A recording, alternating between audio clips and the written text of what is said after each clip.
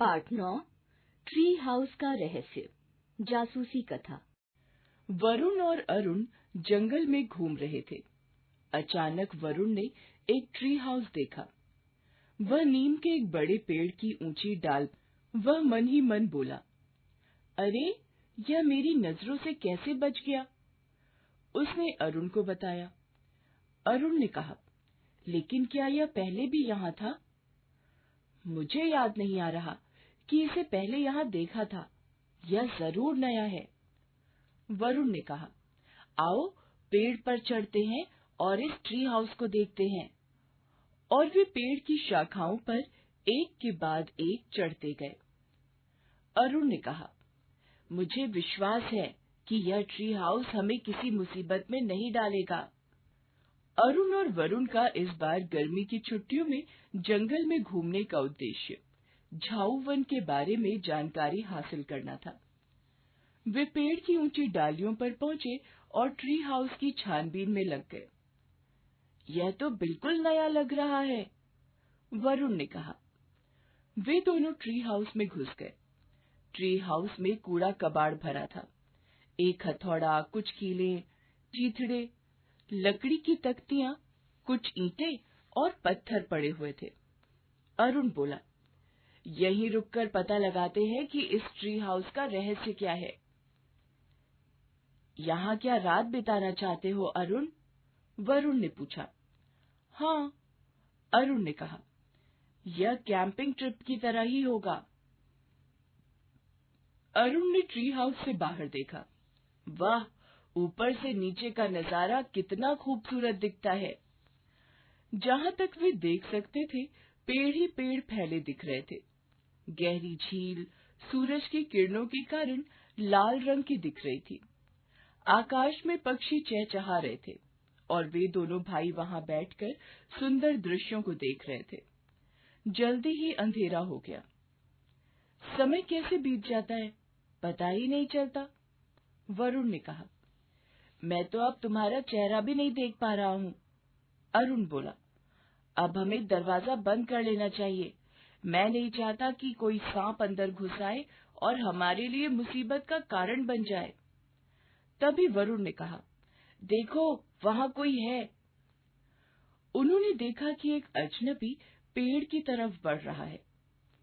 तभी उन्हें किसी के आने की आहट होने लगी। वरुण बोला, जल्दी करो, हम ट्री हाउस से निकलकर डालियों में छिप जाते हैं, नहीं तो हम पकड़े जाएंगे। दोनों जल्दी से डालियों पर चढ़ गए। जल्दी ही वह आदमी पेड़ पर चढ़कर ट्री हाउस में गया। वही ट्री हाउस का मालिक लग रहा था। वह बहुत ही लंबा और काले कपड़े पहने हुए था। उसने कबाड़ से एक लैपटॉप निकाला और तेजी से कुछ टाइप करने लगा। वह चोर निगाहों से बार बार बाहर भी देख रहा था कि कोई उसे वहां देख तो नहीं रहा है।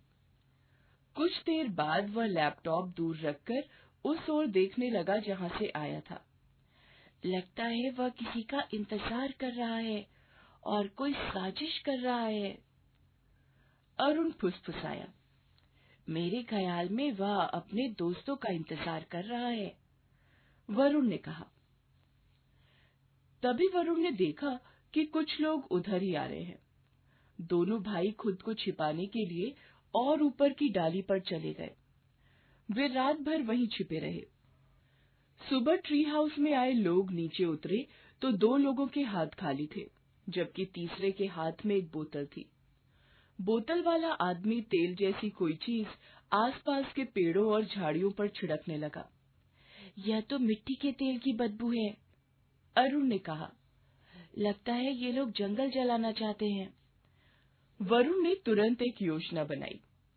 वह ट्री हाउस के अंदर गया और वहां रखे कपड़े के चीथड़ों से खुद को लपेट लिया।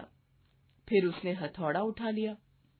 जब वे लोग ट्री हाउस से दूर चले गए तो वरुण जल्दी से नीचे उतरा और उसने उनके पास जाकर उनके चारों ओर जमीन पर एक गोल घेरा खींच दिया।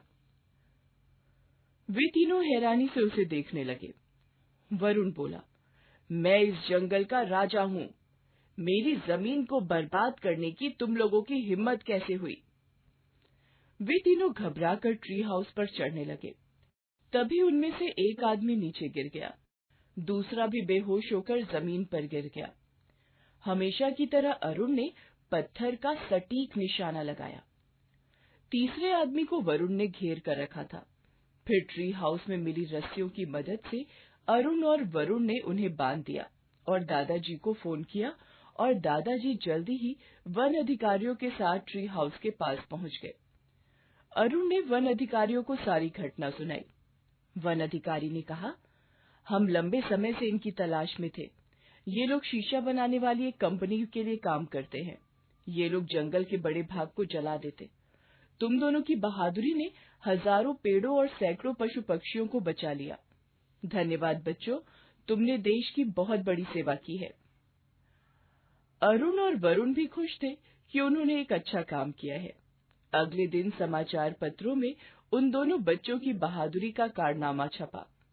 गणतंत्र दिवस पर दोनों को राष्ट्रपति ने वीरता पुरस्कार देकर सम्मानित किया।